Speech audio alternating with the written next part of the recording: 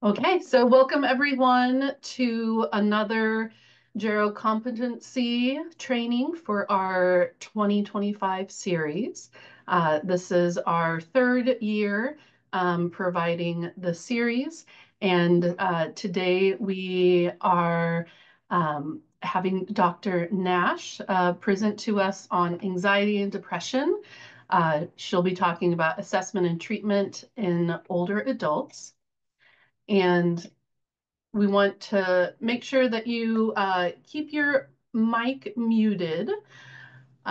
We will ask you to put questions and comments in the chat, and Dr. Nash will be answering those as they come in throughout the training. So feel free, if something comes up, to go ahead and use the chat, and it'll get addressed right then and there.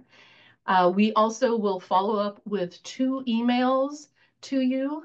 One will have the slides, a link to the recording, and any of the training materials. And then also, that's how you're going to get your CEUs.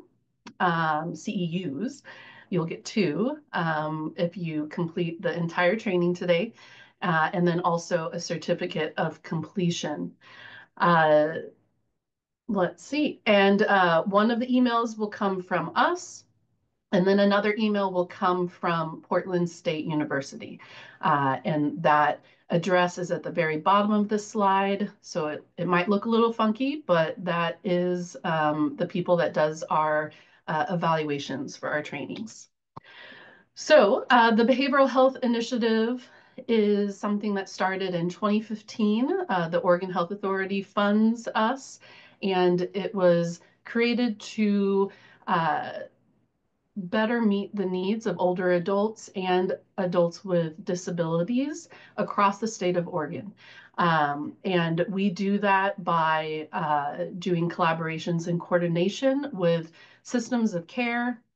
We help build knowledge capacity through free workforce trainings, and we also do community health and wellness promotions directly to community members. And we have an amazing service that we do complex care consultations for anyone. So if you have an older adult or an adult with a physical disability, and you want to brainstorm with us on resources and think of different interventions, and we are available for that. And every county has an older adult specialist that is responsible for doing this work. So to find out who your older adult specialist is, if you're in another county besides the 3 or the 2 that we have within our hosting specialists, you can go to oregonbhi.org and find out who your older adult specialist is. So we have upcoming trainings in the series. We have one almost every month. We take off some of the summer months and the last month of the year in December. So we have hoarding, a clinical overview that is happening in April. And then we have Dr. Drago coming back and doing another training around chronic pain, medication misuse, and the older adult. So all of these provide CEUs, and they are free. So we are really happy that so many people are taking us up on this.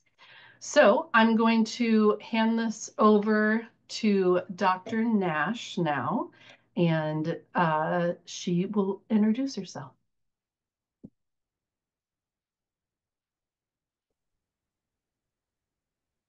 Okay. Good afternoon or good morning. It's not afternoon yet. If we're lucky, it will be soon. So I am Maureen Nash, and I'm going to present. Can you guys see my slides? Yes. And then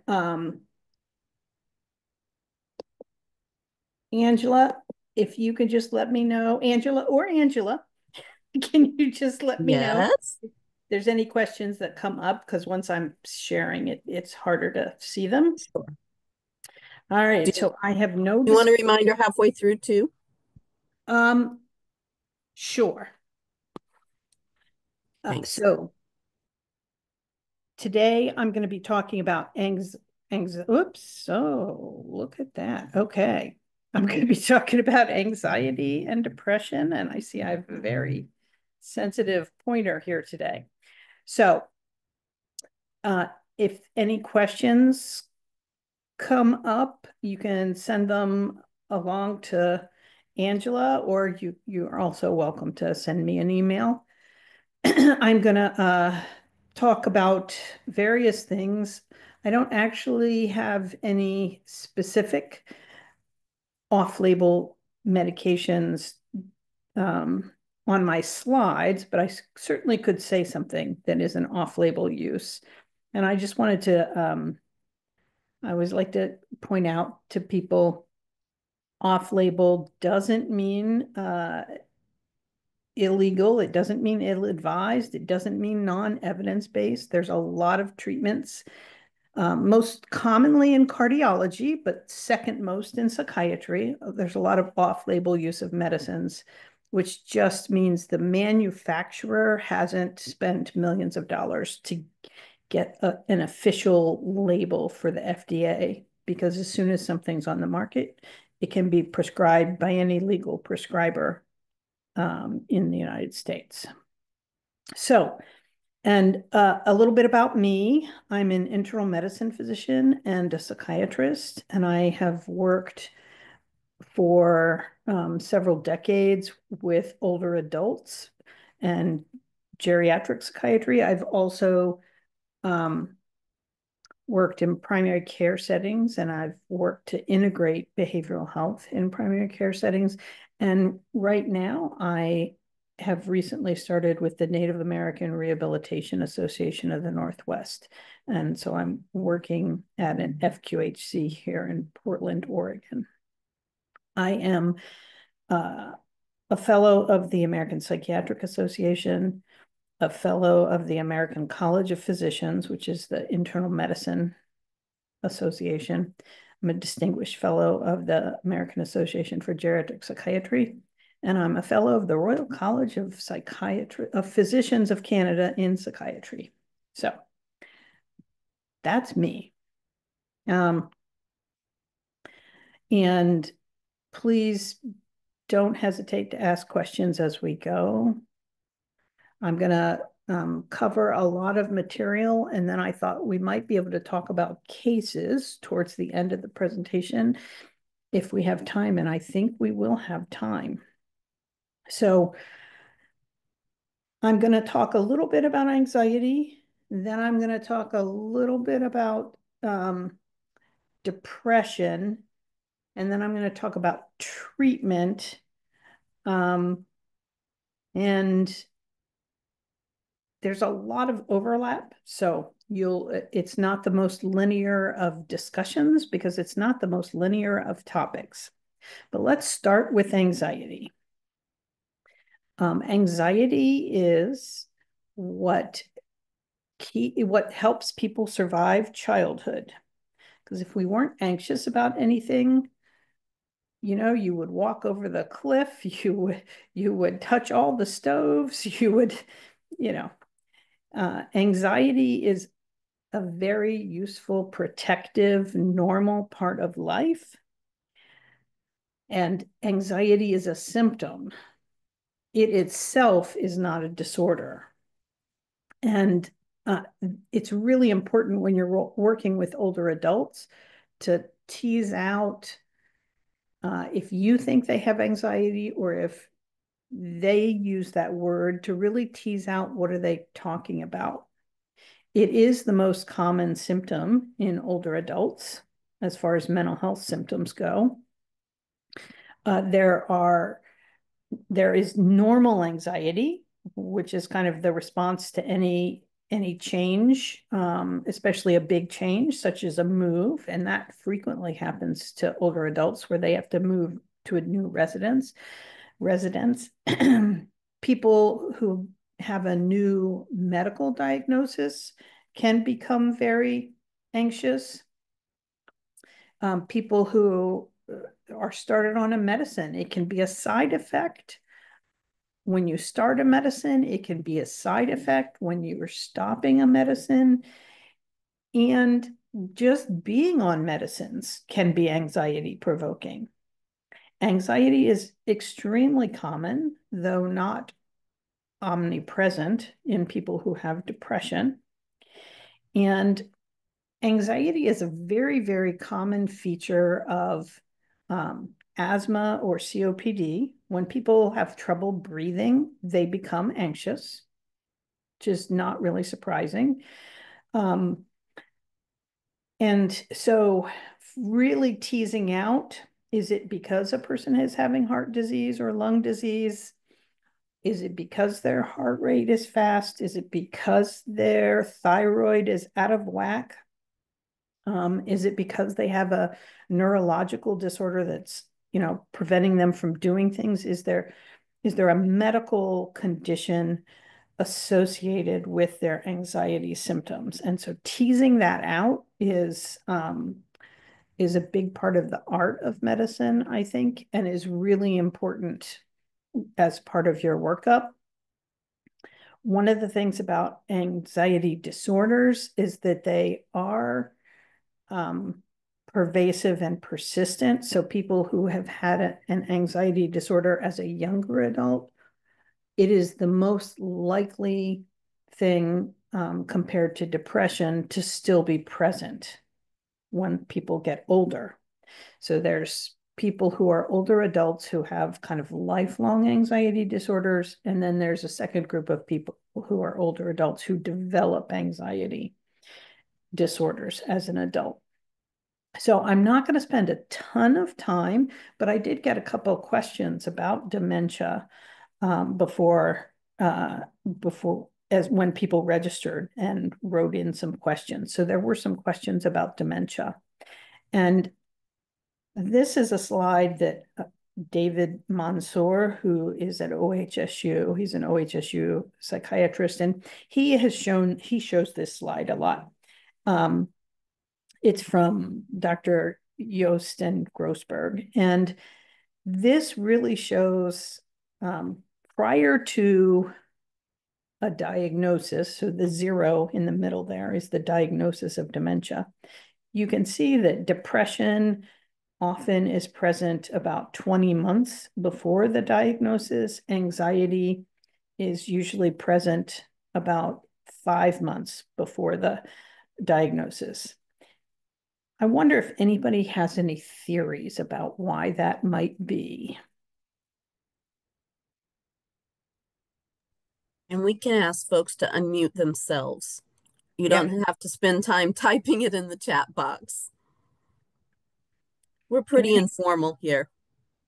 Can anybody think why might depression? People are noticing changes, but they don't know why they're happening. So they're starting to experience, sadness and withdrawing from their friends and family. Yes, so people lose abilities, absolutely. And so a normal reaction to that might be sadness or depression. And as dementia progresses, one of the key features is losing functioning. And so that when you can't do, especially what you used to do, that makes people anxious. So you can have the kind of symptoms of depression or anxiety. And then it's not really addressed on this slide per se, but there is also for Alzheimer's disease in particular, major depressive disorder is a prodrome in a notable minority of cases. So people develop a major depressive episode and 1 to 2 years later meet criteria for a diagnosis of Alzheimer's dementia. Yes. So I have put in these few slides on dementia. One of the screening tools I like is called the NPI, or the Neuropsychiatric Inventory. And one of the reasons I like the NPI is it has questions about various psychiatric symptoms. And I think the questions are very helpful. So the two of the questions, one about depression and dysphoria, is pretty straightforward. You know, does the person seem sad or say that they're sad or depressed? But the anxiety question I thought was more helpful in that it kind of helps describe what anxiety looks like when somebody has dementia. So is the person upset when they're separated from you, a caregiver or a relative? Are there signs of nervousness? Is there increased shortness of breath episodically? Is there more sighing? Are people unable to relax? Do they look like they're feeling excessively tense? And so on the neuropsychiatric inventory, you can measure severity, mild, moderate, or severe, and then caregiver distress from 0 to 5. And so the NPI also talks about other symptoms such as delusions and hallucinations, and really defines the questions there, also define it, and it has lots of different forms. So the NPI I find is a very useful instrument. And just looking at people who have dementia, this is from 2 nursing homes, and they looked at people who had dementia and who were living in these nursing homes in a European country. And the thing about this is people were not necessarily in the nursing home because they had dementia. They were in the nursing home because they needed more support. And so that was just how that support was offered in this particular country. And what you can see is neuropsychiatric symptoms are very common. And about in the middle of there, you can see that more than 20% of people had anxiety. A little bit above that, almost 25% of people had depression. And lots of people had irritability. So, and the 2 different colors are for 2 different nursing homes. To make an assessment of the anxiety, so now I'm kind of transitioning away from the dementia, but to make an assessment of the anxiety, it's just like making any other diagnosis, and it takes time to make an accurate diagnosis, which is, I think, one of the reasons that diagnoses are often better done in a behavioral health setting or with a behavioral health clinician, because they are focused just on the behavioral symptoms, and that allows for more time. Whereas in primary care, there's less time. So what do you want to do? You want to look at, when are people anxious? Just how do they describe it? Is it episodic? Does it last all day? Does it come and go? What makes it better? What makes it worse? What social supports do they have? Are they impaired in their daily functioning? And why do you want to know that? Why do we want to know if people are impaired in their daily functioning?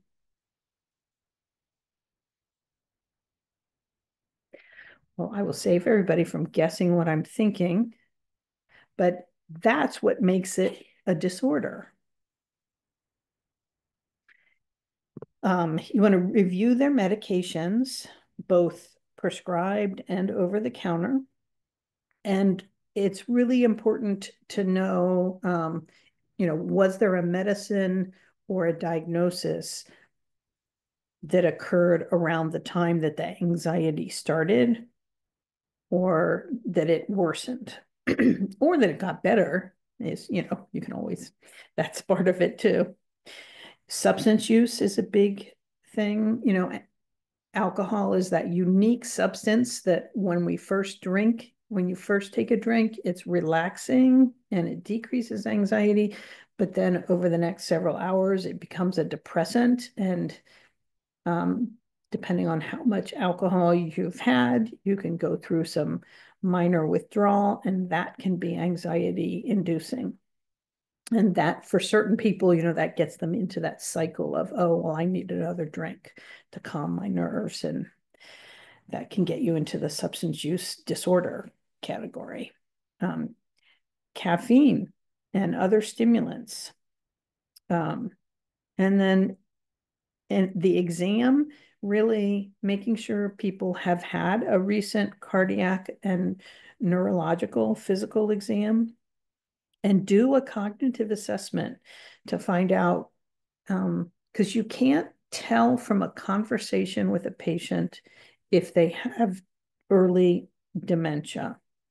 Some forms are really obvious, but most forms of dementia are very subtle at the beginning. So you actually have to do an assessment. And I personally recommend the MoCA or the mini ACE, which is the Montreal Cognitive Assessment, or the mini Addenbrooke Cognitive Exam. They're both free, although the MoCA wants you to be trained and they want to charge you for that.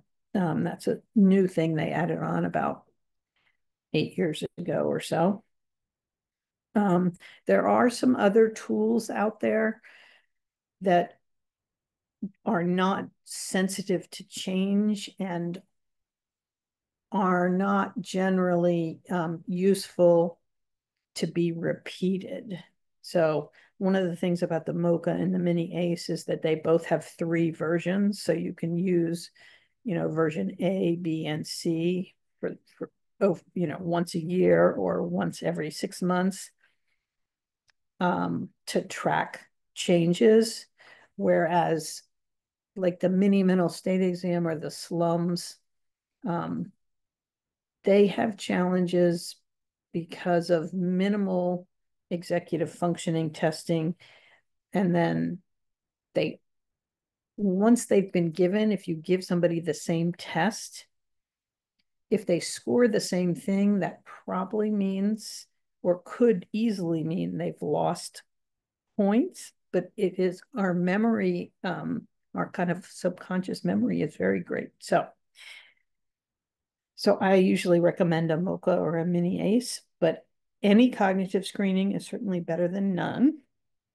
And then making sure people have had some recent labs, are their kidneys and their liver working? Because when those aren't working, anxiety is a common symptom. Thyroid, depending on the presentation, other tests may be indicated.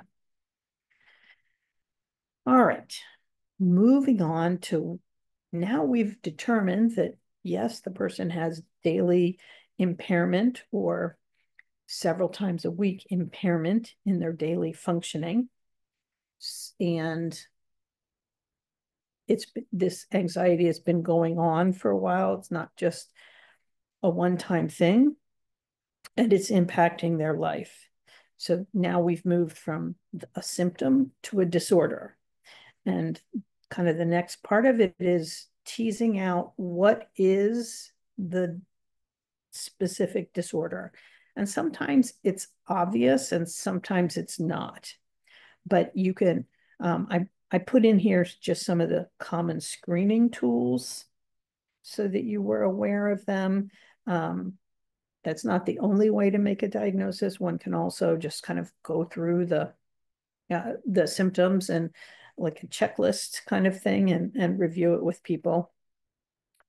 One of the reasons that I encourage people to use these screening tests is most of these tests can be used not just to make a diagnosis, but also to follow progress or lack thereof over treatment.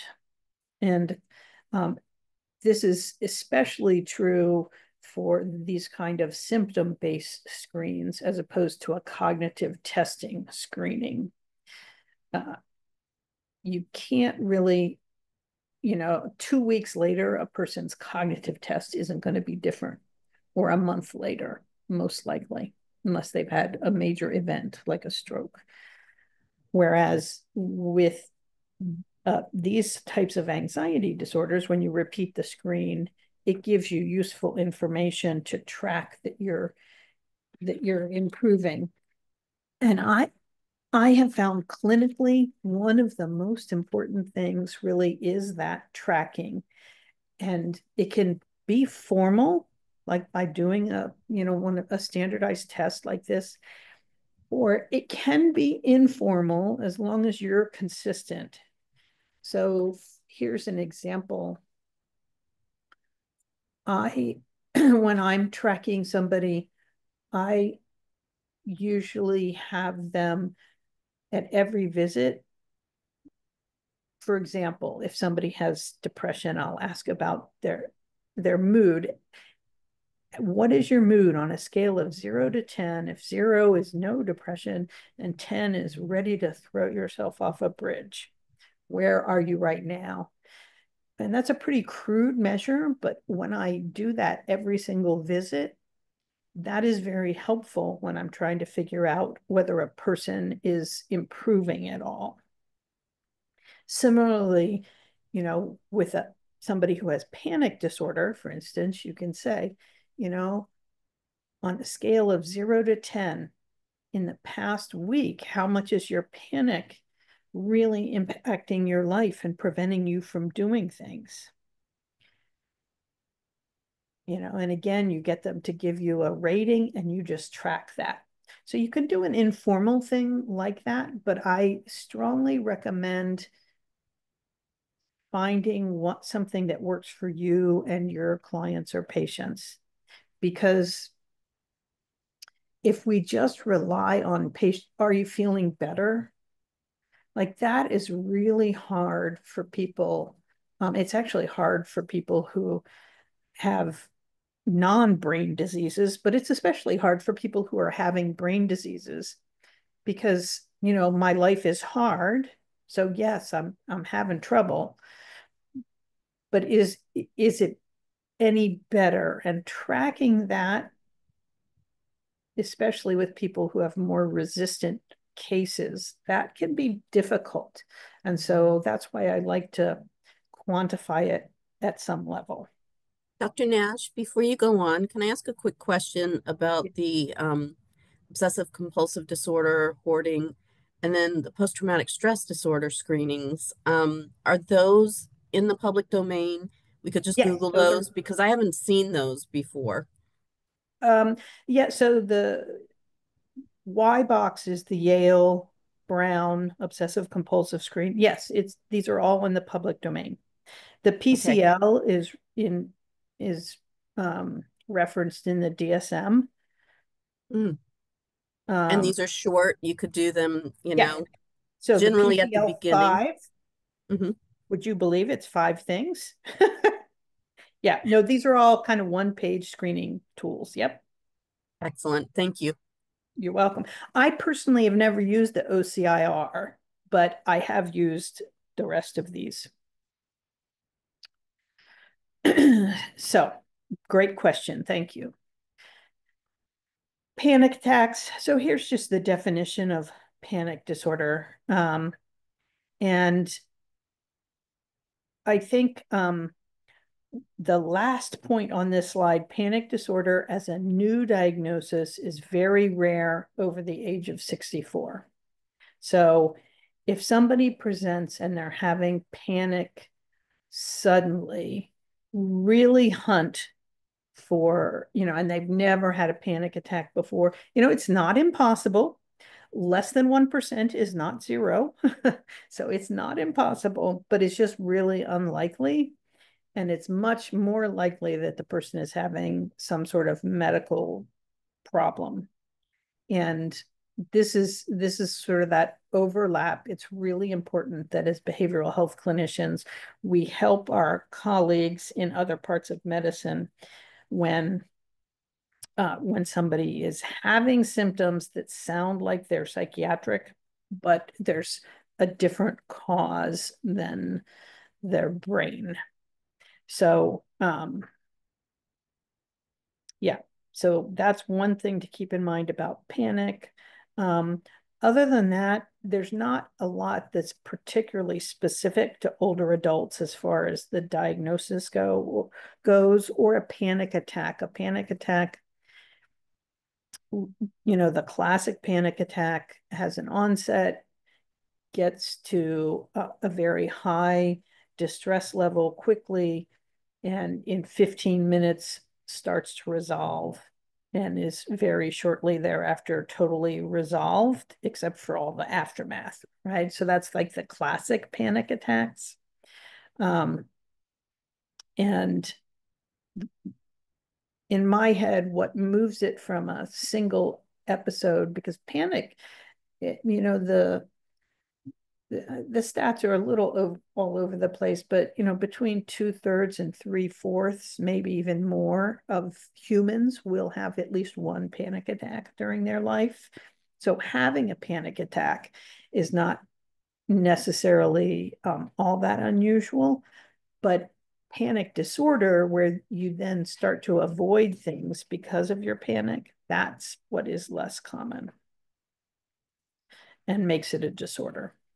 So a specific phobia, this is usually like, you don't really need a screen for this, because when a person comes to see you because of a specific phobia, man, they're able to pinpoint it right for you, and that they can tell you all about it, and usually tell you why, when it started, and so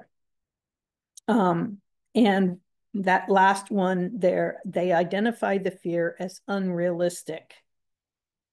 And that's really important, because people who don't recognize that, you really have to carefully go through and make sure they're not actually psychotic. You can be unaware, but that's very unusual in younger or older adults. So when people have a phobia, they recognize that it doesn't necessarily make sense. Yeah, no, I've never fallen off a building or a mountain, but I always could. And I know it doesn't really make sense, but I can't help it, that kind of thing. So, yeah, so the caveat there is psychosis, delusions, or paranoia can present as a phobia. So that really look at that carefully before you just conclude that that's what you're dealing with. Generalized anxiety disorder. So at least according to studies, like, this is the most common anxiety disorder in older adults. And it's really different than most of the other anxiety disorders. GAD is, it's worry. Sort of the slang is the worry wart. And it goes on for many months. And lots of different things that, it's not worry about a single thing, it's worry about lots of things. And then that worry sort of spreads and is impacting your life. So it's common in older adults as a comorbid issue when people have depression. And one of the reasons I think of it differently is because it doesn't involve the sympathetic nervous system, the fight or flight part of our nervous system, the same way that panic does, or PTSD re-experiencing does. Those anxiety disorders really present in with that out of control fight or flight feeling, whereas generalized anxiety disorder it's this kind of omnipresent worry that is just heavy on your heart and your mind, so to speak.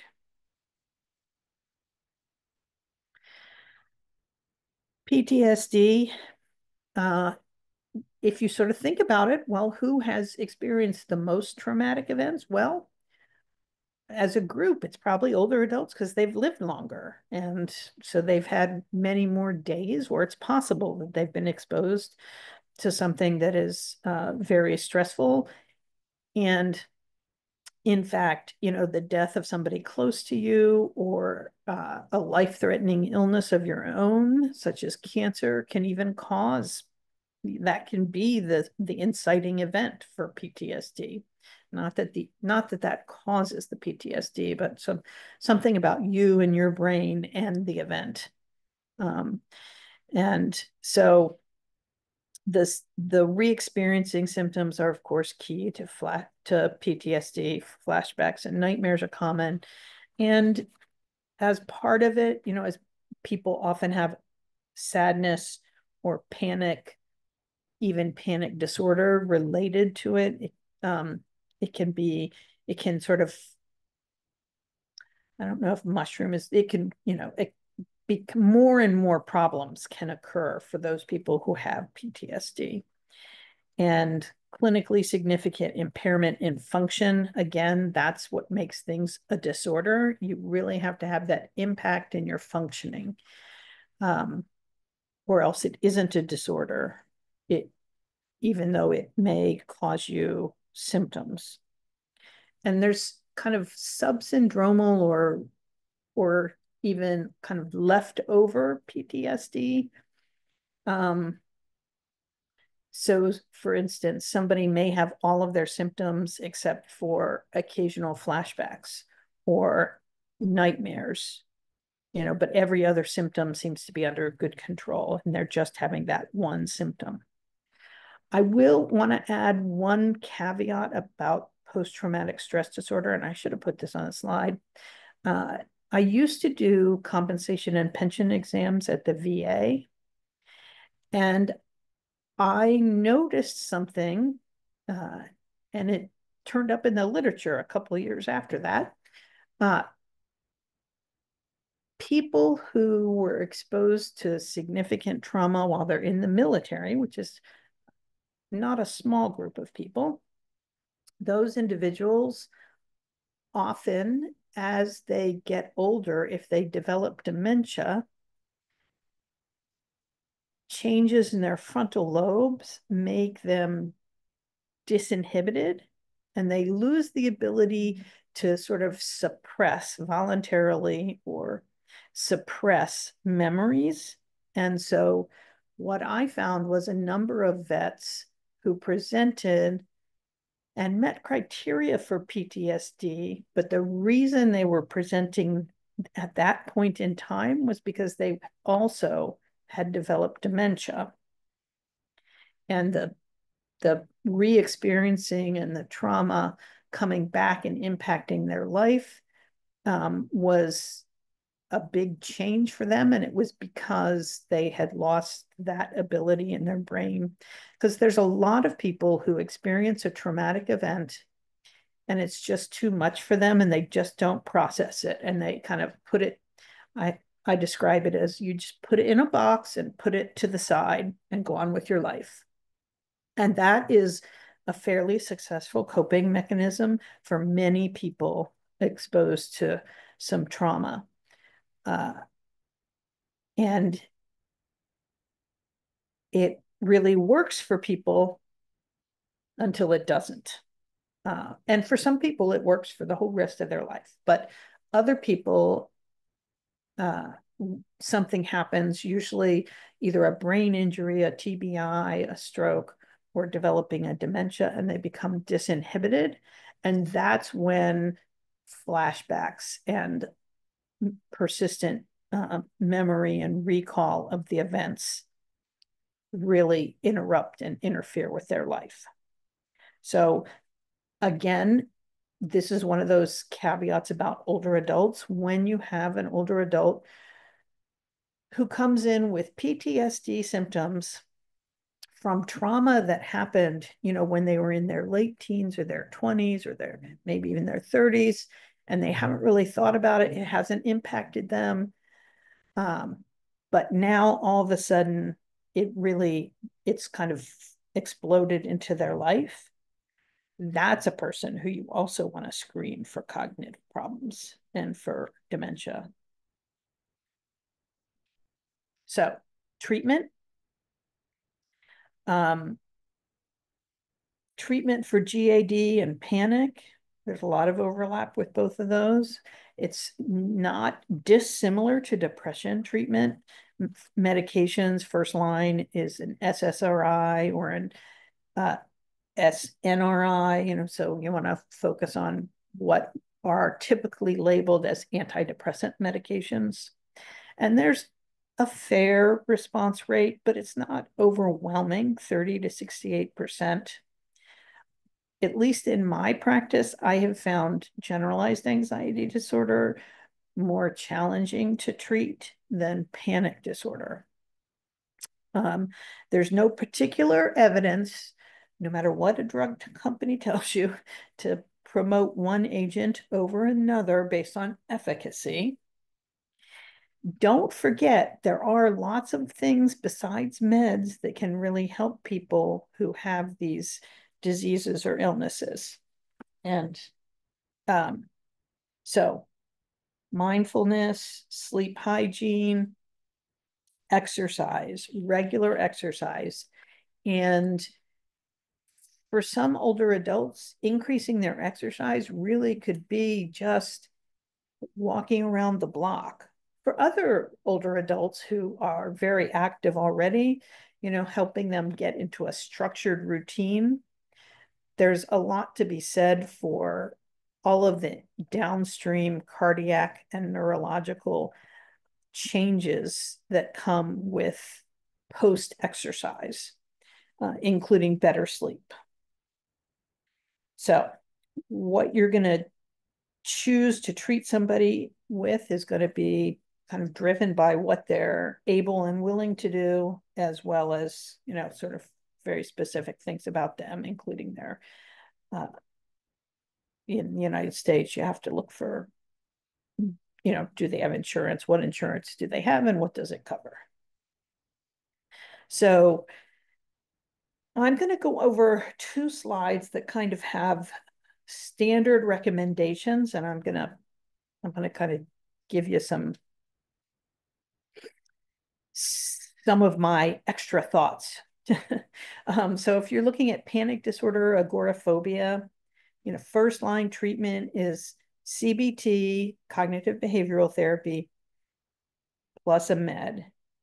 CBT is hard to do because it takes persistence, but it's actually straightforward to do if a person is willing to put in the work. And if you can find a good therapist who actually kind of follows a manualized, regulated cognitive behavioral therapy routine. So there's not really good evidence for supportive psychotherapy for very many things, certainly not for these specific disorders. But CBT does have a decent amount of evidence, and often people do get more benefit if they can do both.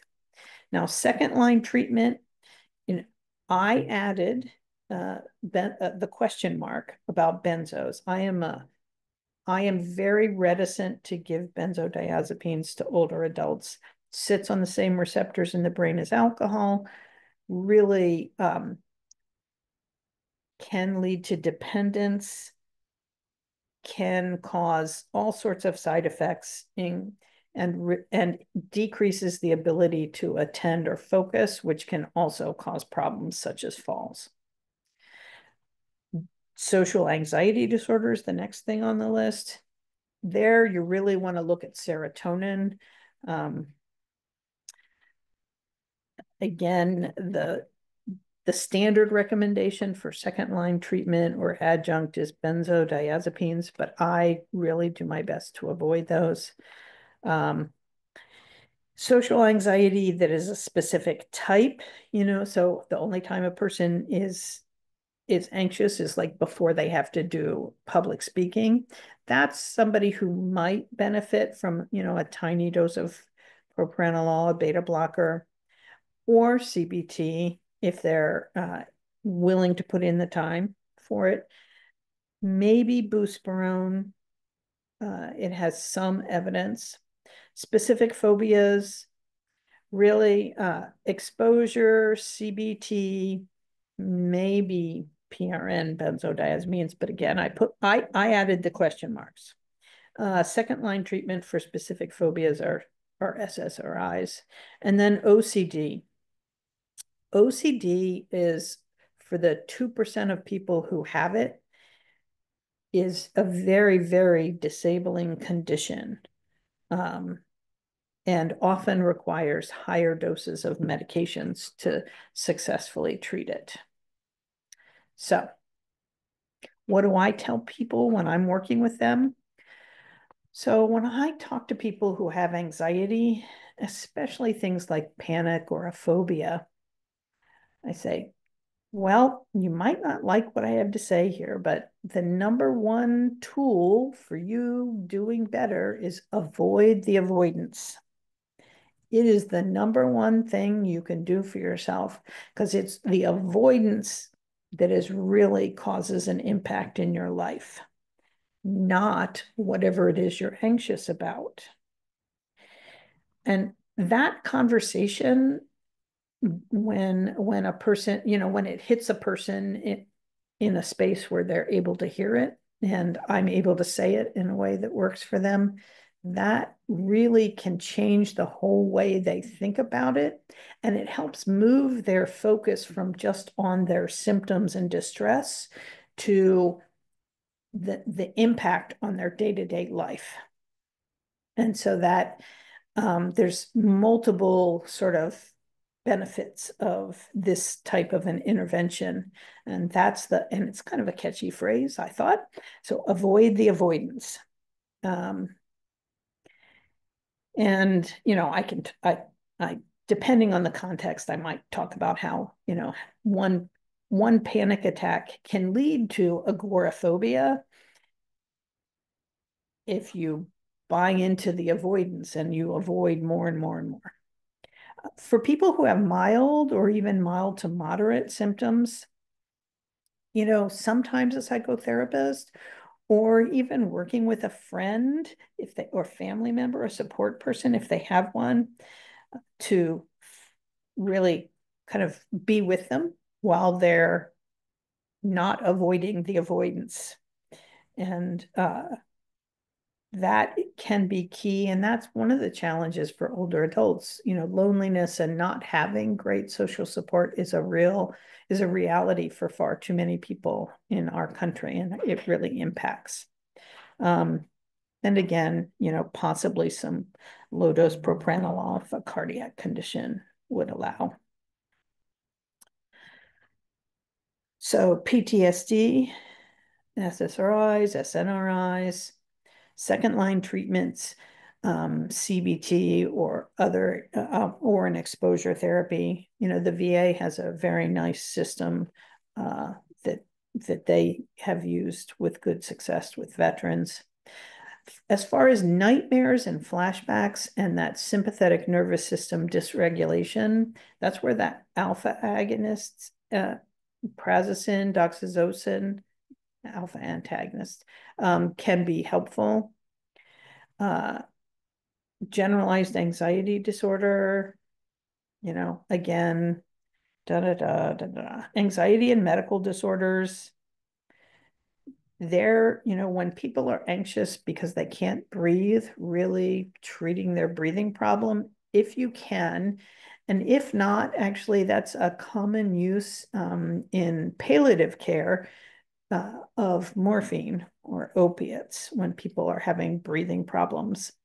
Not that a very low dose of an opiate makes people breathe better per se, but it relieves the anxiety, which can cause hyperventilation and sort of make the problem worse. Depression with severe anxiety, so again, kind of the standard. So I'm not going to spend a lot of time on this slide, but it turns out you can see the different colors for different age groups, and older adults are the light green, and older adults as a group are less anxious than younger adults. And my personal theory about why that is actually, I think it has to do a little bit with exposure. The older we are, the more exposure we've had to life, and the more resilient we are. One thing an older adult knows that a very young person does not know is that whatever trouble this is that you're having, troubles come and go throughout life. And most of the time we get through them. And they don't always stay as troublesome.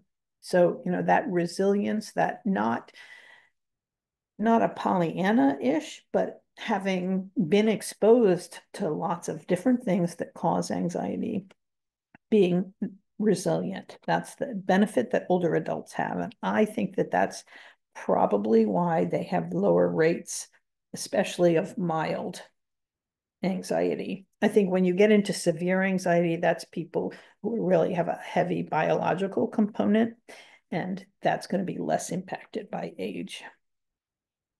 So, what is depression? Well, again, I'm not going to spend a ton of time here on just, these are all things that you guys know. Oh, and I thought I turned off these.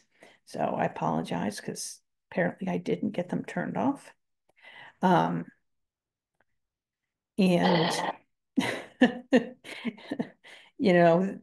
different symptoms. There's lots of them that come with depression. Most of us were taught sort of the DSM way to diagnose depression. I actually, in the clinical setting, kind of like ICD-10 criteria. For one thing, that's how we bill. But the other thing is it's just concrete and it's easy to arrive at, mild, moderate, or severe. So these are the questions for ICD-10 depression diagnosis. If the person has a low mood, how bad is it? How long has it been going on? Have you lost interest in things? Are you more tired than usual? If a person has 2 or more of these 3 things, then you ask, have you lost confidence in yourself? Do you feel guilty? Concentration difficulties, sleep problems? Always ask people what sleep problems they're having. Change in appetite or weight. Do you feel like life is not worth living anymore? And so mild is 2 criteria from 1 to 3 and 2 others. Moderate, 2 criteria from 1 to 3 and 3 to 4 others, or a yes to question 5. And then severe, most of the criteria in a severe form, especially 5 and 9. So do you feel guilty about things? Do you feel that life is not worth living anymore?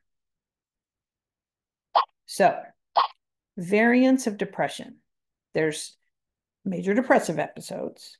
There's depressive episodes that don't meet criteria for major depression, which doesn't mean they don't impact people. There's kind of lifelong dysthymia, mild fluctuating, gets better or worse. It may have had a discrete episode of major depressive disorder, but they're not stuck in moderate or severe major depressive disorder. So that's dysthymia. Mixed states. Then there's depression, major depressive episodes that are part of bipolar disorder, or manic depression used to be called. I do want to point out just one caveat, because as far as treatment goes, this is really important.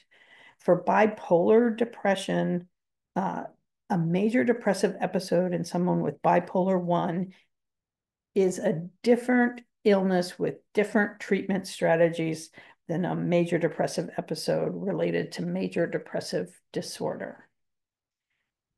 Hopefully that makes sense. But bipolar I and major depressive disorder are really very different diseases. If you did PET scans of people who were actively having episodes of those diseases, they would be very different from one another. They would be distinct. The parts of the brain that again involved and how they're involved, even if the symptom kind of list is very similar or even the same. Sad mood, but not an illness. Grief. So, is the diagnosis of major depressive disorder missed in primary care? Sadly, yes. And it has had quite an impact of those. Half the cases are missed, 10% are later recognized. Of the people whose MDD is not recognized in primary care, half remit spontaneously, half remain depressed at 6 months later. And this is why screening regularly with a PHQ-9 is very important. And then here's the other key to that, is the primary care provider actually needs to have a system in place so that when somebody's PHQ-9 shows that a person is having depression, they need to address it. And if the person isn't helped, they need to send them to a behavioral health setting where a behavioral health clinician can really do a more in-depth assessment and treatment plan that's going to work for the person. So I realize most of the people in attendance here are not in primary care, but this is what we hope regular use of PHQ-9 is going to do. It's, you're still going to miss some cases because some people don't trust screens or don't have too much stigma to even respond accurately to things, or are just very private people. But outside of that, the screening tool, if it's used, is very important. So why might you miss a diagnosis of major depression? Because people are presenting with somatic symptoms, the nausea, poor appetite, the sleep problems. They're presenting with physical problems. Stigma, the patient won't even talk to you about it. The beliefs about a PCP role and time to listen, long-standing depression. It's just like so omnipresent in their lives that they don't even think about mentioning it. If it's, it's harder in a primary care to spot something that is less typical, and a patient may have less insight. So what about on the other hand? So this data is from primary care, but I think it also applies even in behavioral health settings, because one of the things that you can find is if you're treating somebody for, say, PTSD, if you're not looking for it, you can miss a major depressive episode that emerges after your initial assessment, or any other diagnosis, really. So more accurate diagnosers make better eye contact. They show less signs of hurry. They're good listeners. They ask questions that have social and psychological content. So, they aren't just asking checklist questions. Less accurate diagnosers, closed end, yes, no, and more along the lines of a checklist rather than rather than a conversation with the patient. So, assessment skills: summarizing, empathy, looking at the person you're talking with, picking up on verbal clues and asking for clarification, or asking for, oh, really? Tell me about your sleep problems. How does that impact you? Is it problems getting to sleep or what? Oh, so you're waking up in the middle of the night and you can't get back to sleep. That kind of thing is very key. Directive, but not closed questions. So you want to control the sort of direction that the questions are going, but you don't want to just ask for simple one-word answers. So, Dr. Nash, this is Angela Jensen. Let me interrupt you for just a second because we have a question from our attendees about, can anyone use these screening tools, or is there certain trainings, qualifications that are needed to do so? And from my experience, you usually let people know, like with the MOCA, that requires training and certification. Otherwise, everything else is up for grabs. So that is a fantastic question. So whoever asked it, thank you. Thank you, Shauna Crowley. Here is the key. This is the key for any test, including screening tests. You can teach yourself to use any test, but you actually have to teach yourself to use it. So just looking at whether something is high or low, just looking at a number that is not how you use tests.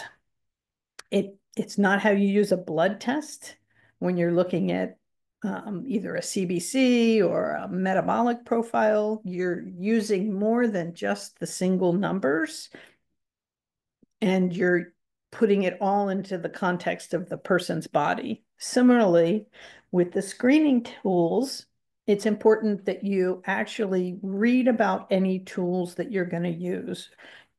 Read about what it means, what it's telling you, and the people who design these screeners usually have recommendations for next steps if somebody scores positively on them.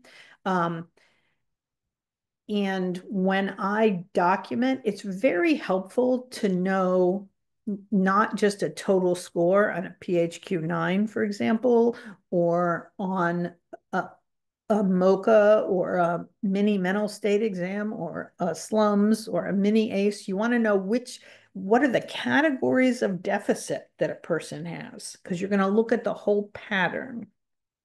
With a Y box, the Yale Brown Obsessive Compulsive screen, again, you're going to want to look at, is the person having mostly obsessive symptoms? Are they having mostly compulsive symptoms? And that's going to help you design your treatment plan. It's going to help you really learn about this particular person's, how this disorder is manifesting for them, so that you can help them design sort of their things that are going to work for them. You don't want to design a treatment plan that's going to work for, the half of symptoms that they're not having. So yes, anybody can do a screening tool if anybody can do it. Anybody can do it well if they take the time to actually read about the screening tool so they understand the tool and what they understand, what it's telling them, what it's not telling them, and they can understand what the results are used for. So that is a fantastic question. And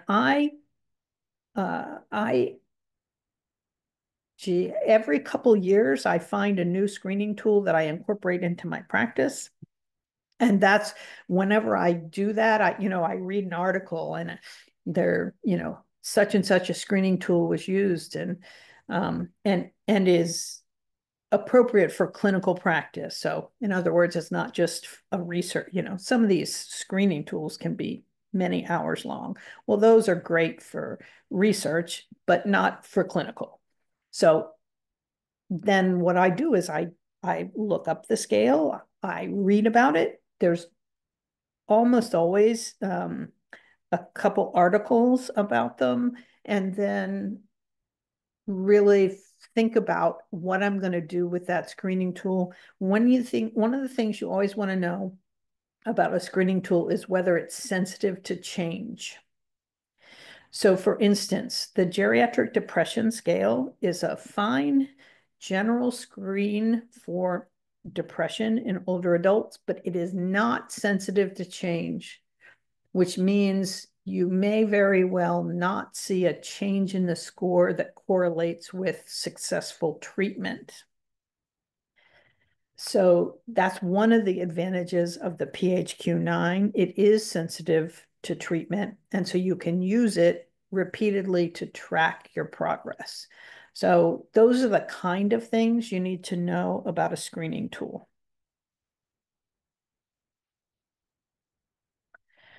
Thanks for that.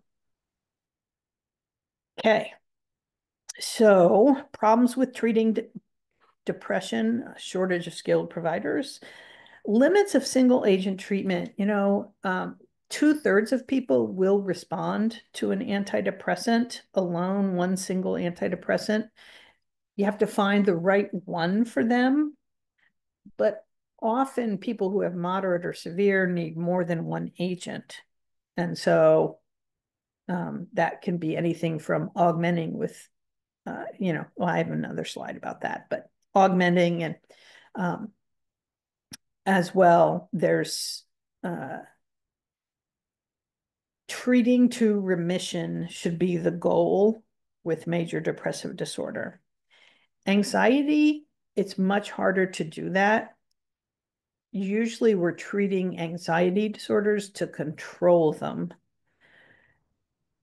Many people do not get into total remission from an anxiety disorder. They tend to kind of rewire your central nervous system, and so they tend to be chronic conditions, whereas major depressive episodes in most people are episodic. And so they come and then they go.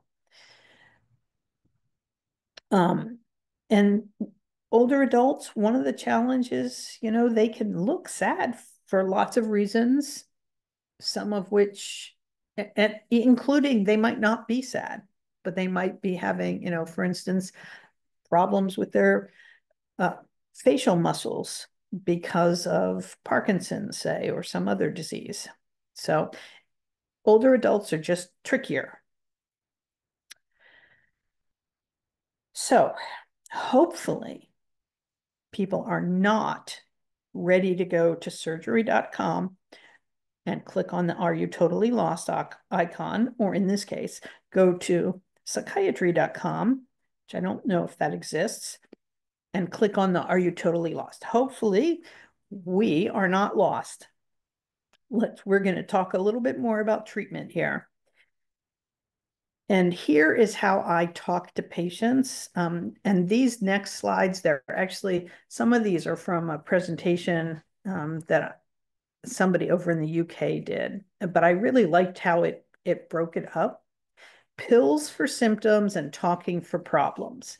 Now, that is not exactly how I think of medications or psychotherapy, but I think it's a good way of explaining it to patients. So, depressive illness, it's not the same as the blues. It involves chemical changes in the brain. I usually strongly avoid the chemical imbalance type analogy because it's not true, and it's much more likely that major depressive episode and major depressive disorder has to do with circuits in the brain not working correctly. And the neurotransmitters are just how the circuits like communicate. They're just communication tools. So that's kind of like blaming the postal service for the problems you have when you don't get your mail. It's the postal service, you need them to work, but that's not going to totally solve all your problems because you need to get the mail and then you need to do things with it. So it's a necessary but not sufficient.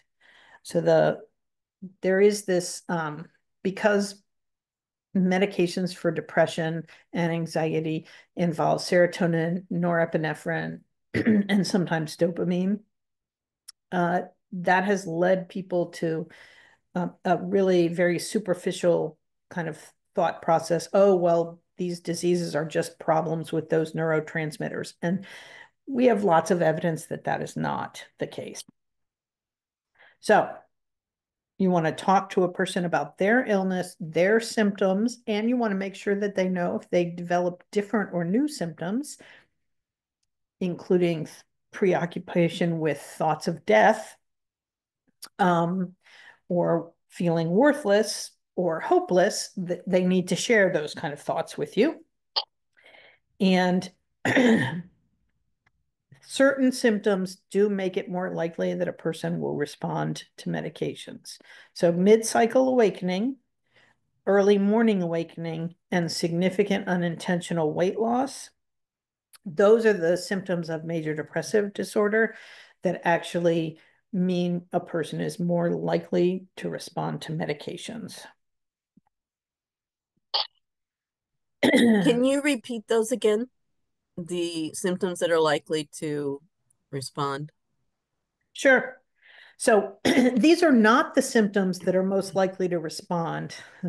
These, if a person has a major depressive episode and their sleep problems are mid-cycle awakening, so they wake up kind of every hour. A sleep cycle is usually 90 minutes to 3 hours, depending on the person. And mid-cycle awakening is where you wake up in the middle of that,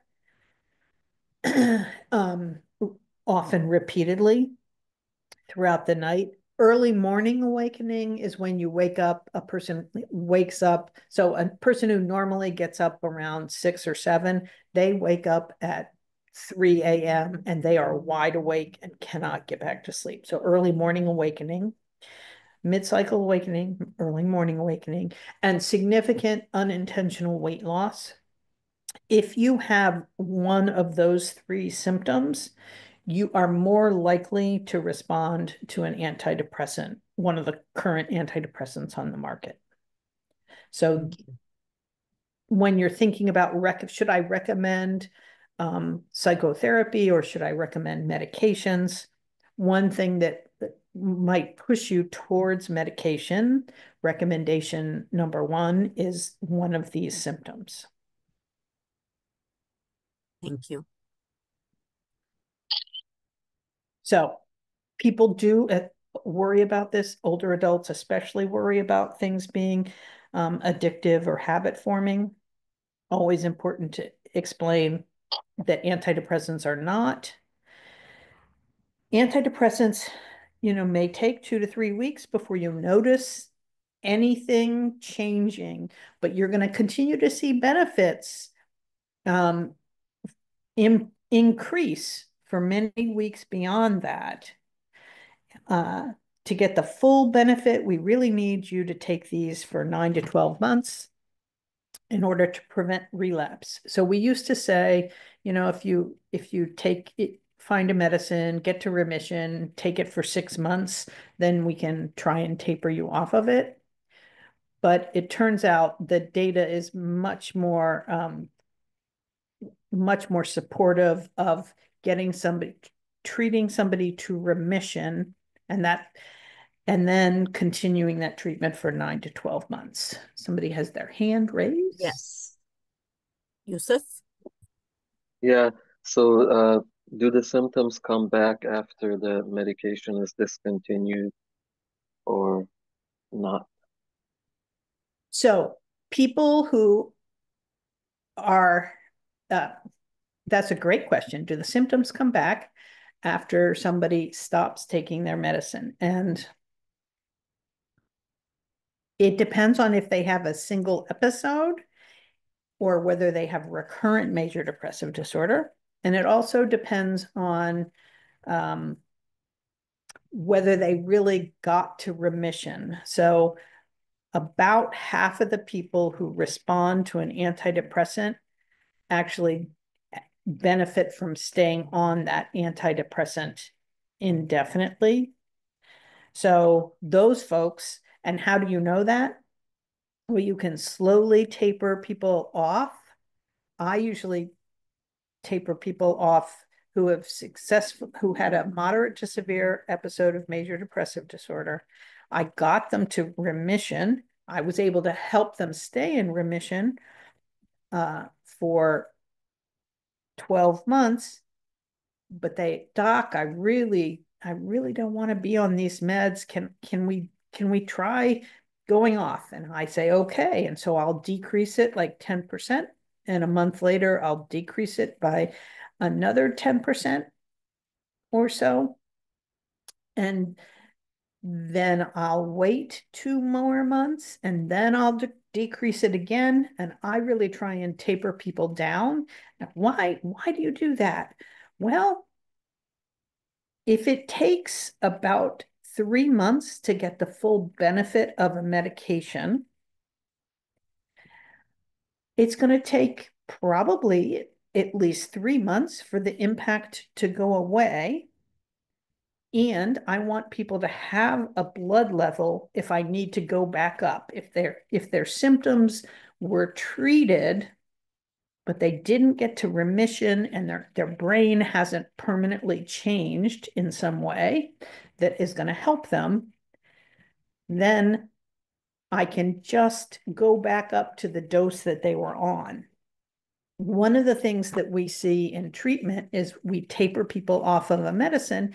They don't have any withdrawal side effects. We did it slow enough, but then they have a relapse. Those folks often need a higher dose or additional augmentation medication to get back to remission. So there's something about losing remission that is very negatively impactful to the brain. So if I am lucky enough to find a person and they're in the 1/3 to 40% of people who I can actually treat to total remission, well, gosh, I certainly don't want to lose that if I can help it. And they don't want to lose it either, more to the point. And one of the things that when I start antidepressants, and this is really especially true for older adults who often will have a spouse or maybe a close friend or one of their children with them, I always explain to both the patient and to the person that, your mom, like I said to her, I'm hoping that she really starts to notice a benefit in 2 to 3 weeks. You're likely to see something improve before then. You're likely to notice maybe she seems less troubled, or maybe she's smiling a little bit more. You're going to notice something sooner than that if the medication is working. But I really recommend that you don't tell your mom that she looks better. Really? Why not? I mean, I want my mom to know. Well, because part of the nature of major depressive disorder is this pathological feeling of sadness and depression. And there's a negative filter on your thoughts. And so she doesn't feel any better herself yet, even though you can start to see the signs. And if you tell her that you think she looks better, but she doesn't feel better, that can feel invalidating. That can feel like, that can actually make the person with depression feel worse. Oh gosh, I'm not better at all, but they think I'm better. This is horrible. So that recognition, I added that into my practice, after I had treated people for a number of years, because I just had seen that so many times.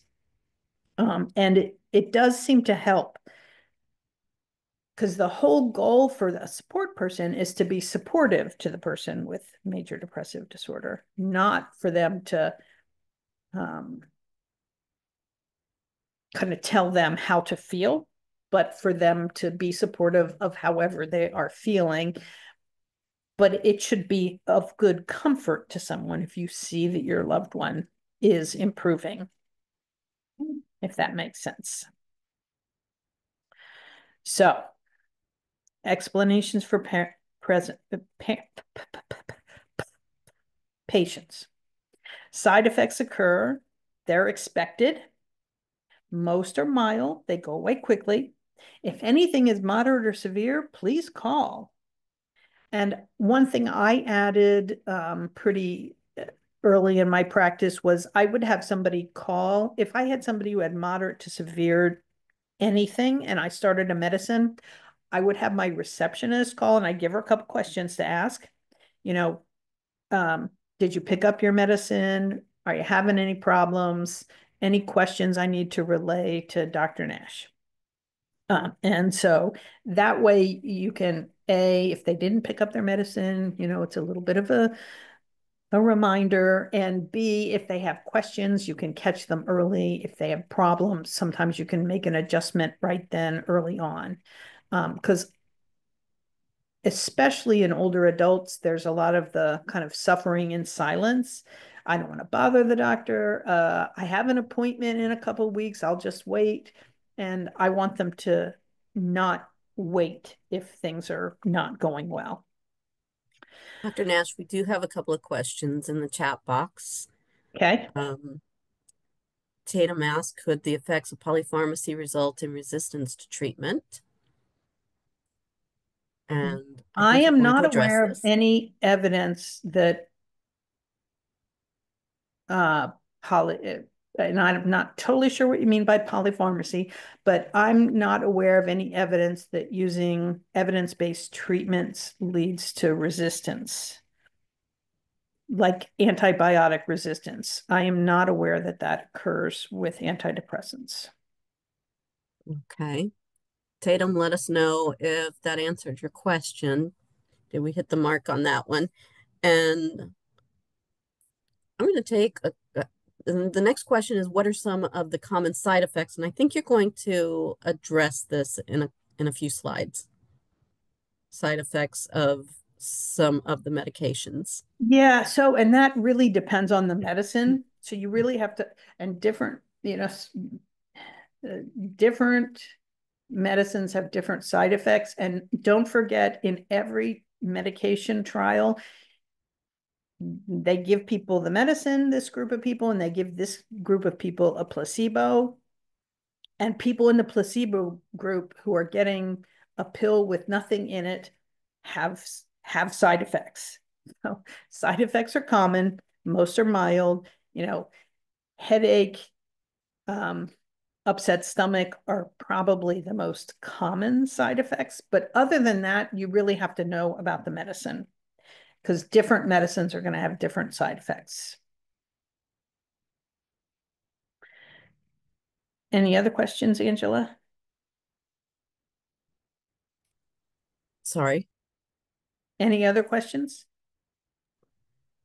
Sorry, I couldn't get my mute to work. Yeah, Tatum has a little bit more info regarding her question about resistance to polypharmacy. An individual that's on 4 drugs for depression. So Tatum, do you want to chime in? Tatum? Yeah, sure. Hi. I don't know if you can hear me. Hi.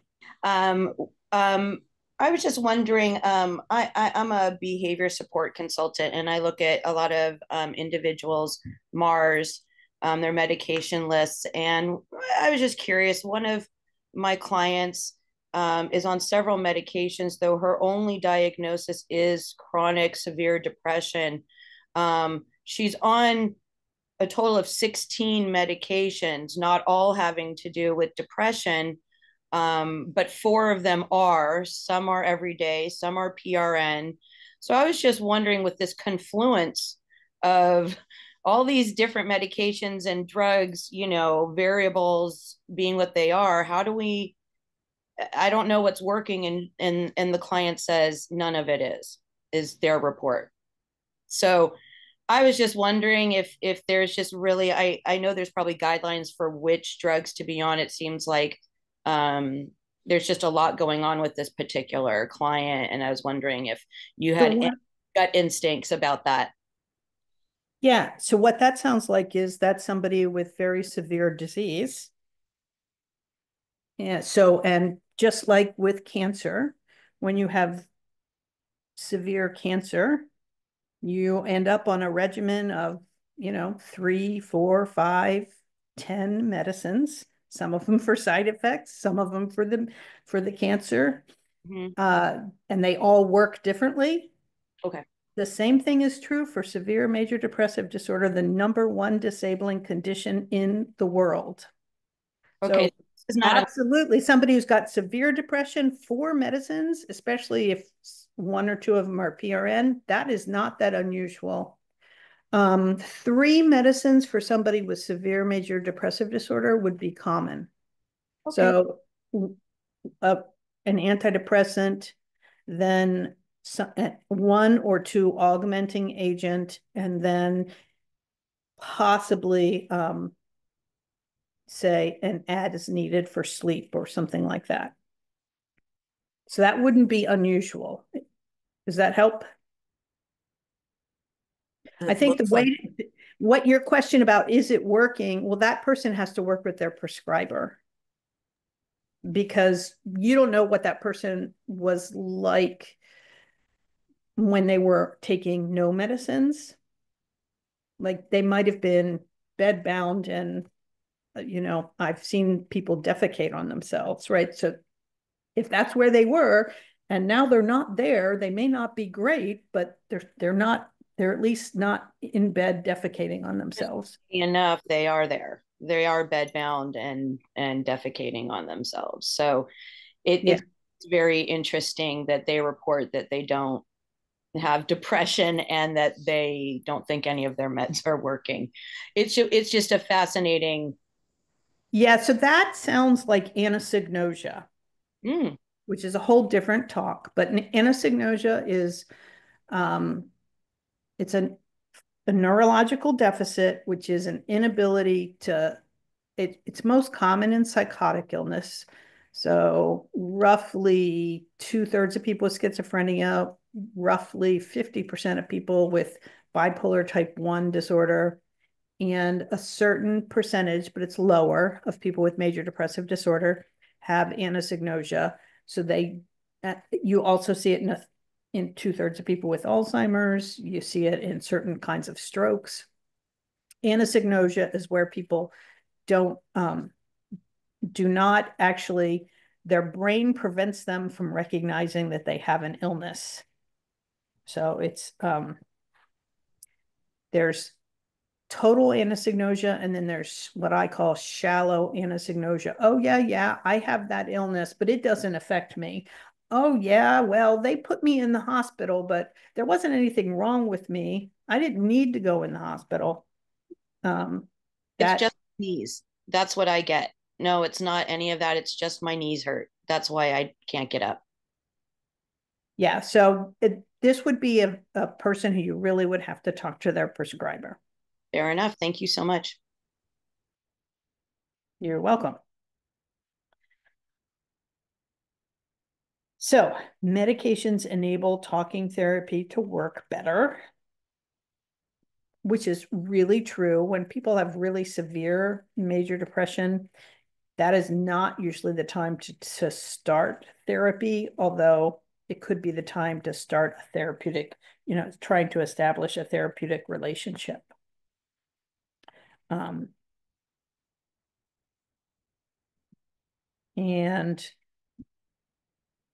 to the point of the last person who was asking question, regular review of the medications is important. You want to review that things are still working. You want to review if things have gotten worse. And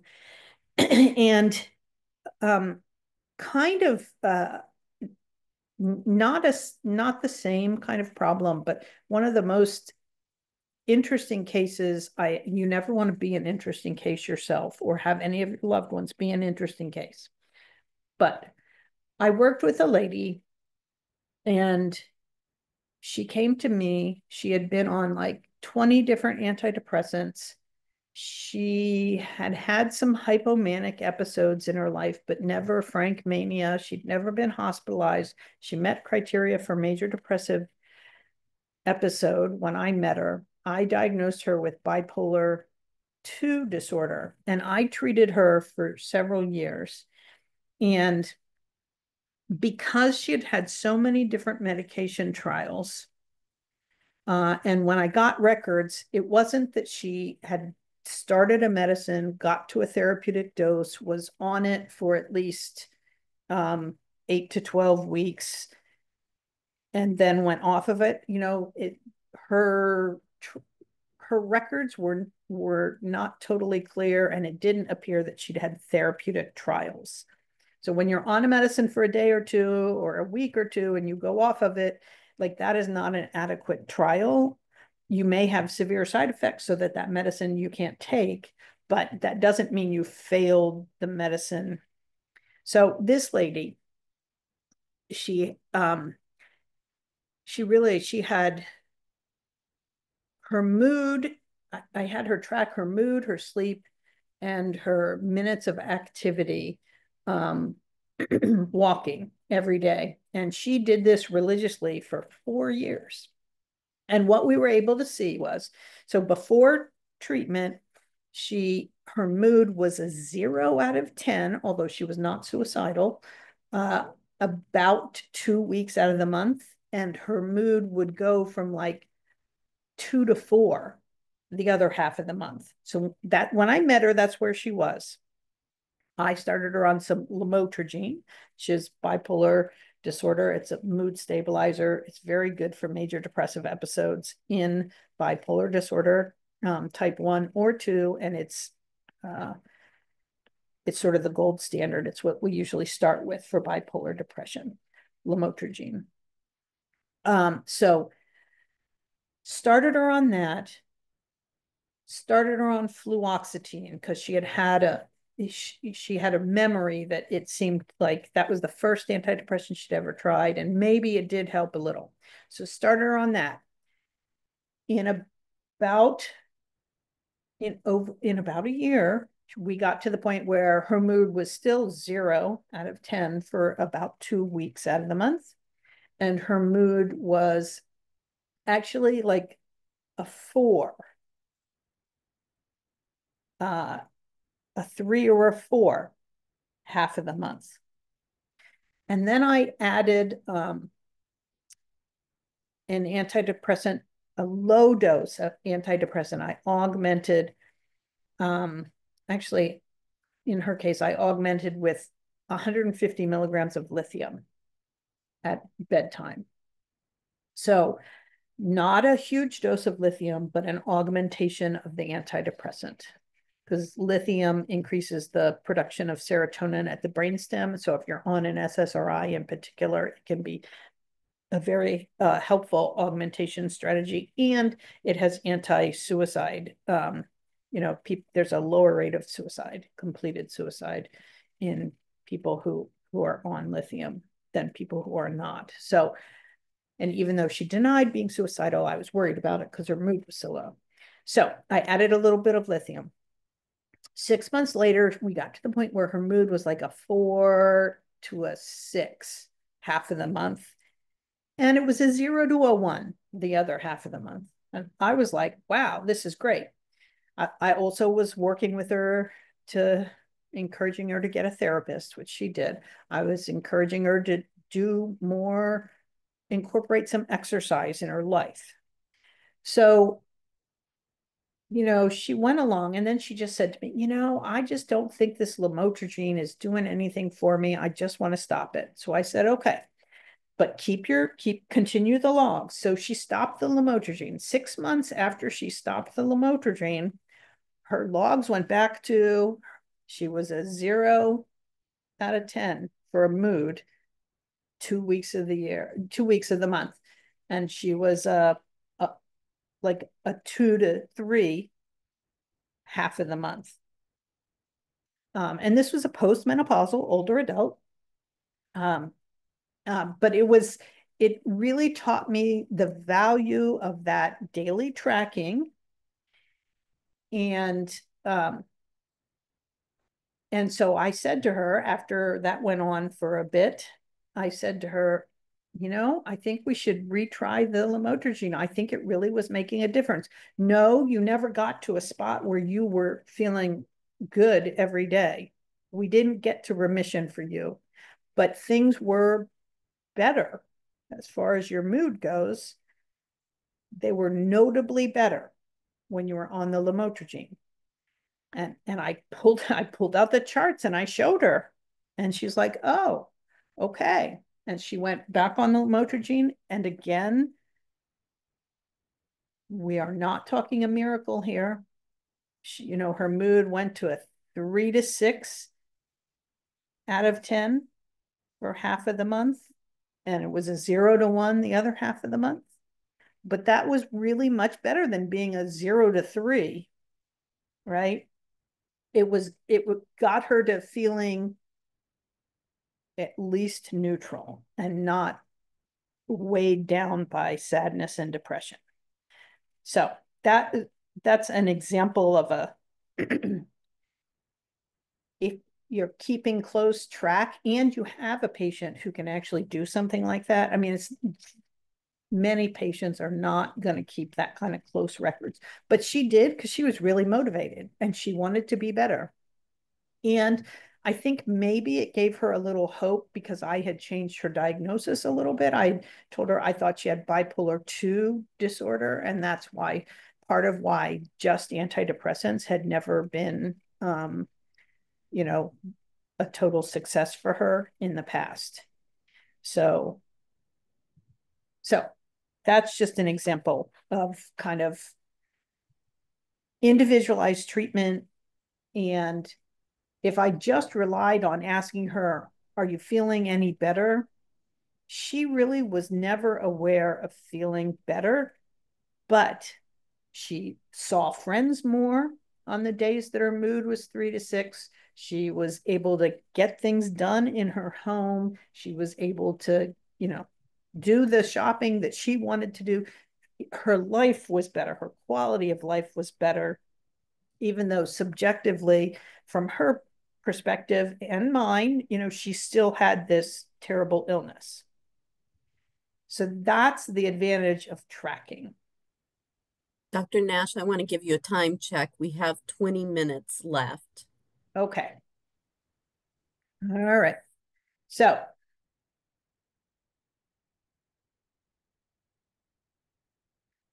this was really a helpful phrase. Talking therapy can help solve problems that are soluble, and it can help you cope with problems that don't have a solution. You can also examine other problems that you have. So that's a way to talk about, because a lot of older adults, people really fall into two camps. Some people only want meds. Some people only want non-med solutions. So when you're talking about what are the advantages of talking therapy or psychotherapy, I thought this was actually a great way to describe what most therapists do. And when you're getting, if you get somebody to remission and you're getting close to either the end of, say, a psychotherapy, around a psychotherapy with somebody, or you're getting to a point where, as a behavioral health clinician, you're going to send somebody back to primary care. You want to talk to the person about what to look out for in the future if you're in that lucky spot, and they're in that lucky spot that you were able to help them get to a spot where they aren't having symptoms, and they don't need your expert eyes on them as regularly anymore. So you want to talk to them about what could come next. So and here's, I just can't read the fine print. And so the wife is looking at the paperwork that came with the med. Well, no wonder, it's here under side effects, difficulty in reading fine print. So the moral of the story is, you want to encourage patients, and people fall into different categories. Some people are very hyper focused on side effects. I really talk about, these are the common side effects for this medicine, which means I have to know what the common side effects for that medicine are. And these, but they shouldn't be, they shouldn't be really impacting you. So if you have these symptoms and they're really impacting you, please call. If you're having anything else unusual, please call. And, it might be related to the medicine, or you could be having some other illness you have could be acting up, or you could be developing, a virus or something, but we can help sort through that. So always encouraging people to call their prescriber if they've started a medicine and they notice a problem.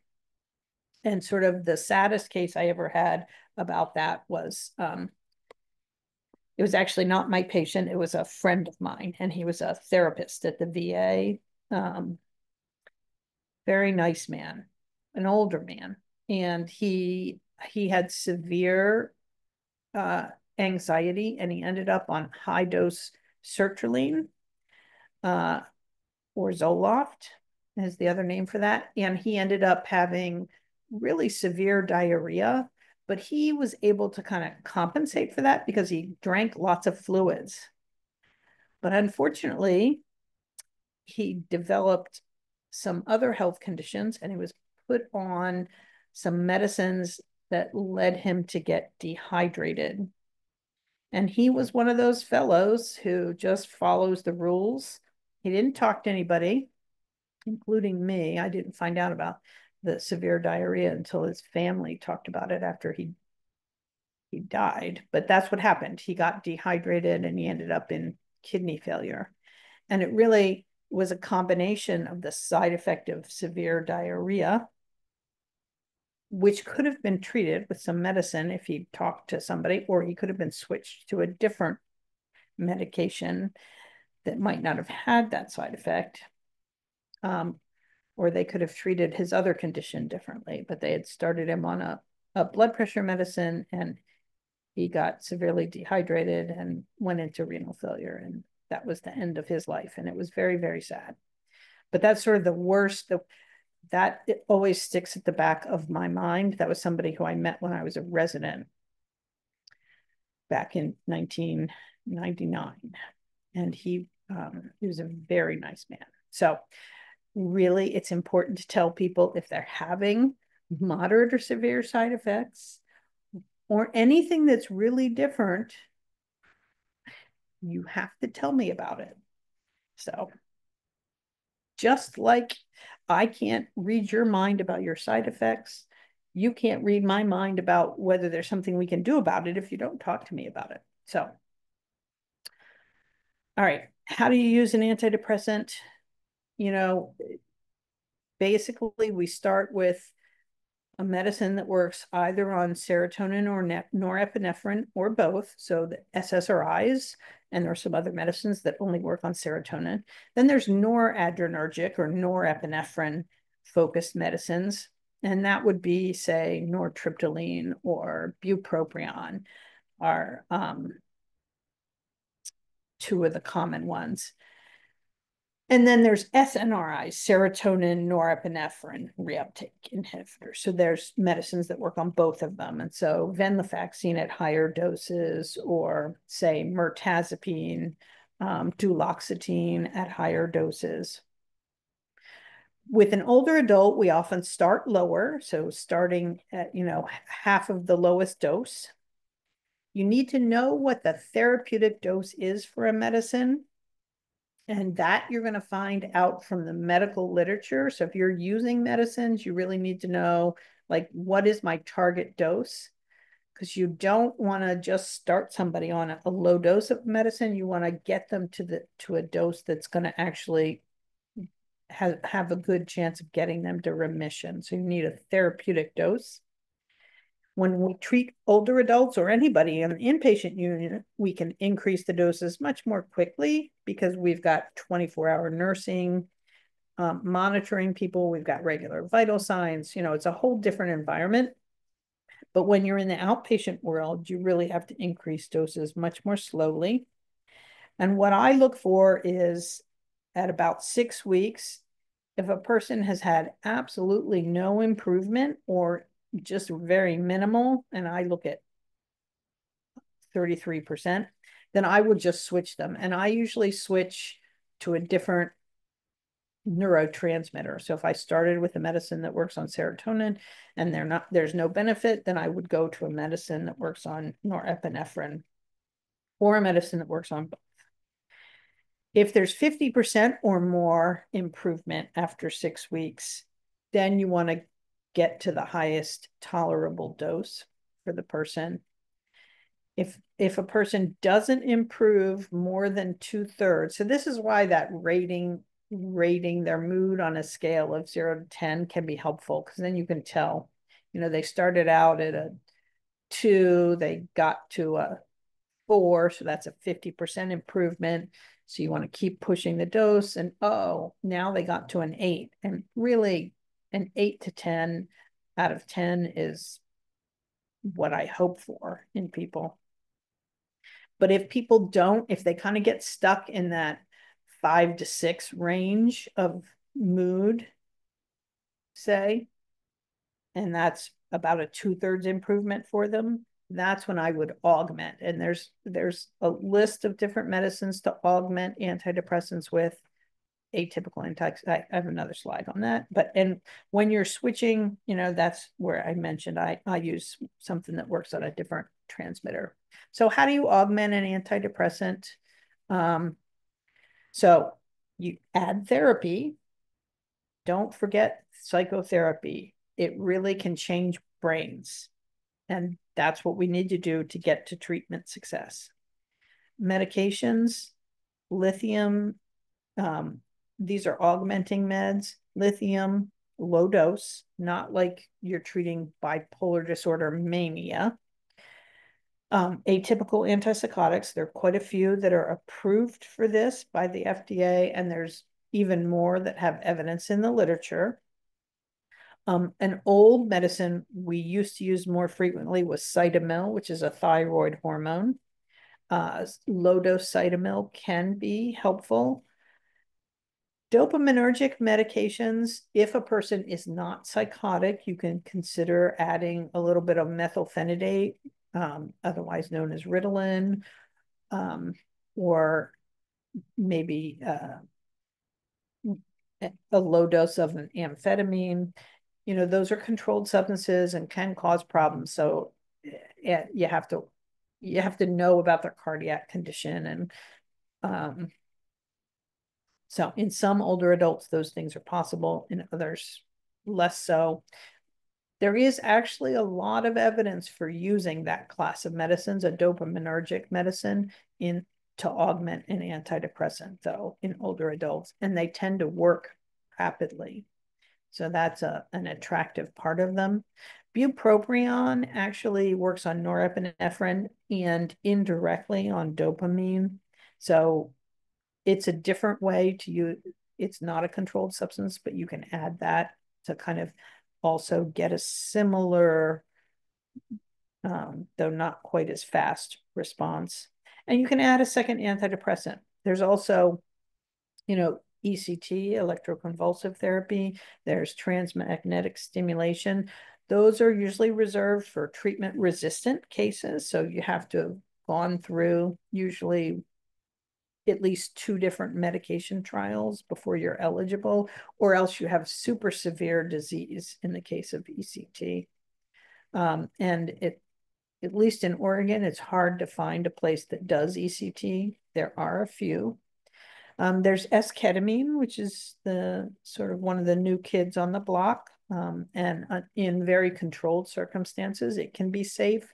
Although, again, if anybody has a psychotic component, you have to be very careful with that kind of treatment. And then bright light therapy, using a light box every morning around 5 or 6 o'clock in the morning can help reset the circadian rhythm. which is this little clock in our brains. So support groups for family and caregivers is very important. That can actually decrease distress and depression. It can improve quality of life, both for the caregiver and the person with mental illness. Just a little note, are antidepressants safe? So here is a study. It's a little older, but it's the kind of thing that's all over the literature. And they just looked at an observational study of people who were on antidepressants. So it was, and they looked for falls, low sodium, mortality, attempted suicide, stroke, TIAs, fractures, and seizures. And what they found was if you were on an SSRI, your frequency of falls was 1.66. So it was 2/3 higher, your risk of falling, than if you didn't have an antidepressant. Your risk of low sodium was about 50% higher than if you didn't have an antidepressant. They also looked, and specifically they were looking at antidepressants, and they looked for these other things. But what they didn't do, the challenge with this cohort study was they didn't actually look at people who had an equivalent level of depressive symptoms or anxiety symptoms to see what their rate of falling was, to see what their rate of attempted suicide is. I mean, what we know is people who use antidepressants are more likely to attempt to kill themselves or successfully kill themselves than those who don't use antidepressants. But if you just look at people who are depressed, people who are in treatment are less likely to kill themselves, including people who are on antidepressants, than people who have the same level of disease but aren't in treatment. So these are all associations, and there are hundreds of studies, and they're all associations. There are very few studies that actually controlled for whether somebody with an equal level of depression on a medicine compared to somebody with an equal level of depression or anxiety not on a medicine were having these things, which is really what you need to know. Well, what about falls? Because everybody talks about falls. So this is a study just came out in 2024. Injurious falls. So not just falling, but falls with injury, which is ultimately mostly what we care about. They looked at over 100,000 Medicare beneficiaries, newly diagnosed with depression, use of first-line antidepressants, decreased the risk of falls and related injuries compared to those people who had depression but did not have treatment. So this is a study that is much more helpful. It's still not like totally definitive, but this is actually the kind of data you need to look at. You need to look at people who have the illness, who get treatment, and people who have the illness who don't get treatment. Because otherwise, what you're really looking for is might be the risk of having the illness. Because people who are depressed or anxious are more likely to fall than people who don't have those. So, depression and anxiety are symptoms. They are very common. Almost all of us will have them at least once in a week, but fortunately, most of us will not have a disorder or syndrome. And I did just look at this. This is one risk that looked at people in older adults in Canada. And they compared risks of various medicines because people are very concerned about the risks of antipsychotics, for instance, and especially atypical antipsychotics, which is kind of interesting because what is most likely is that atypical antipsychotics are in fact much safer than benzodiazepines, safer than conventional first generation antipsychotics, and possibly less dangerous than antidepressants. Although again, this study is not controlling for underlying risk. So, but it's comparing the risk of medicines to each other rather than the risk of these medicines on people. So this data is actually useful because it's just comparing a whole population.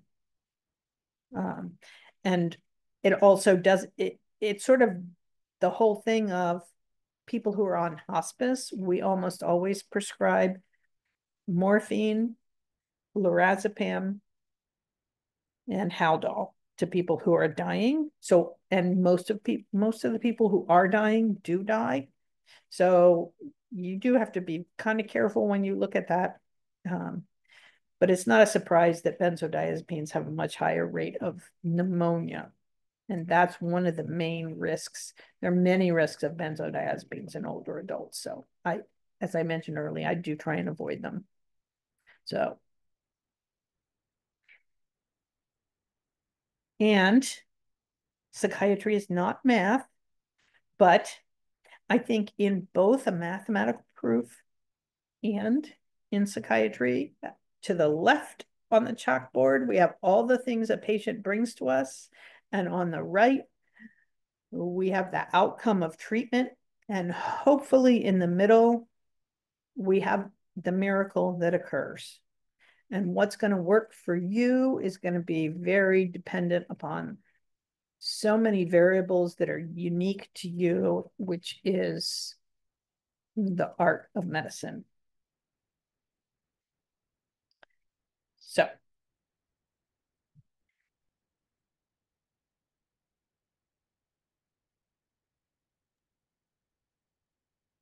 Thank you so much, Dr. Nash. That was a great presentation.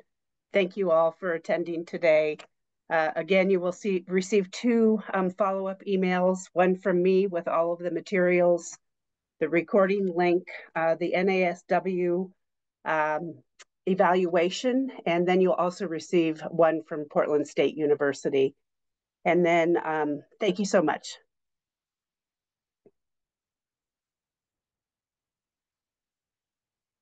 Yusuf, you wanted to weigh in the 30 seconds we have left.